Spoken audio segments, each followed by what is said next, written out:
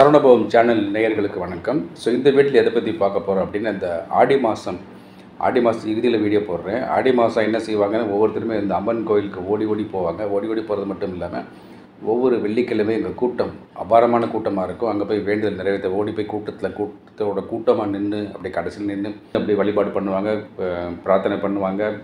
இது எலுமிச்சம்பழம் கொண்டு போவாங்க, மாவிளக்கு போடுவாங்க, எல்லா வகையான பிரார்த்தனை நேர்த்திக்கடன் பண்ணிகிட்டே இருப்பாங்க. ஆனால் இங்கே என்ன அப்படின்னா, கூட்டமாக போய் ஒரு தெய்வத்தை வழிபடும்போது அந்த தெய்வத்தோட கண் பார்வையில் நீங்கள் படுவீங்களா? தெய்வங்கிறது எல்லாத்தையும் பார்க்கக்கூடிய சக்தி படைச்சது தான்.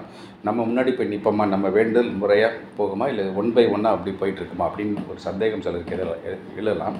இப்போ என்ன சொல்ல வரேன் அப்படின்னா, ஆடி மாதம் அம்மன் கோயிலுக்கு போகணும் அப்படிங்கிறது வழக்கமாக நீங்கள் வச்சுருந்தாலும், உதாரணமாக 4 வெள்ளிக்கிழமையில் அம்மன் கோயிலுக்கு போனீங்க அப்படின்னா, அதை உடனே ஆடி மாதம் முடித்த உடனே அப்படி நிப்பாட்டிட்டு கறிமீன் வாங்கி சாப்பிடுவாங்க, அல்லது வேறு அடுத்தடுத்த வாரங்களில் வேறு கோயிலுக்கு போவாங்க. அது செய்யக்கூடாது.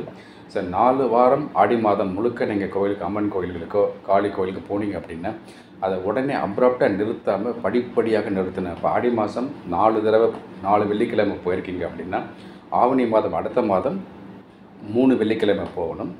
அதுக்கு அடுத்த மாதம் 2 வெள்ளிக்கிழமை போகணும். அடுத்த மாதம் 1 வெள்ளிக்கிழமை போய் படிப்படியாகத்தான் நீங்கள் நீங்கள் ஆலயத்துக்கு போகக்கூடிய அந்த இதை நிறுத்தணுமே தவிர, அப்ரப்டாக நீங்கள் ஆடி மாதம் முடிஞ்சிருச்சு, நீ போயிட்டு வா, அடுத்த கடவுளை நீ வா அப்படிங்கிற மாதிரி போனீங்க அப்படின்னா ஒன்றுமே நடக்காது, வேண்டுதல் நடக்காது. சும்மா கூட்டமாக நீங்கள் போயிட்டு வந்த மாதிரி தான் கணக்கில் இருக்கும். அதனால் எதுக்கு சொல்கிறேன் அப்படின்னா, இதை நீங்கள் என்னத்தையோ நீங்கள் வீடியோ லைக் வரக்கா பேசுகிறீங்களா நீங்கள் நினைக்கலாம். அப்படி கிடையாது, அனுபவ உண்மை. இதை செஞ்சு பார்த்தா தான் நீங்களும் இதை புரிஞ்சுக்குவீங்க.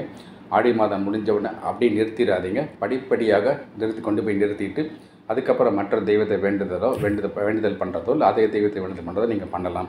இப்படி பண்ணால் தான் உங்களுடைய வாழ்க்கை சிறப்பாக இருக்கிறதோட நீங்கள் கொடுத்த வேண்டுதலும் உடனடியாக பரிசீலிக்கப்பட்டு அந்த அம்மனால், அந்த கடவுளால் அது நிறைவேற்றி வைக்கப்படும். அதுக்காக சொல்கிறேன், கவனமாக இருங்க. இதை உங்களுடைய ஃப்ரெண்ட் சர்க்கிளில் எல்லாருக்கும் தெரியப்படுத்துங்க.